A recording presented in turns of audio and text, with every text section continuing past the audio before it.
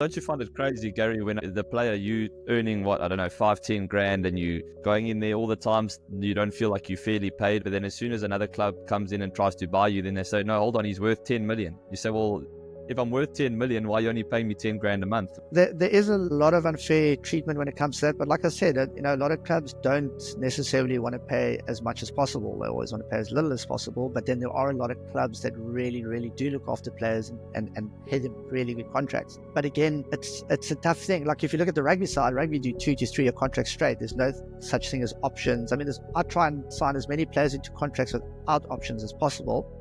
It's one of my pet hates, and I tell every single footballer I come across, why do you agree to these options and the options that need to be exercised at the end of the season? Like, it only favors one person, and that's the club. And why are agents allowing this practice to continue? No one should be signing option in their contracts anymore. Some cases are difficult because you might find a player that, he hasn't played regularly at another club. He's been struggling for game time. He's been given another opportunity at another club. And, sometimes you have to allow the club to put like a 1 year option in.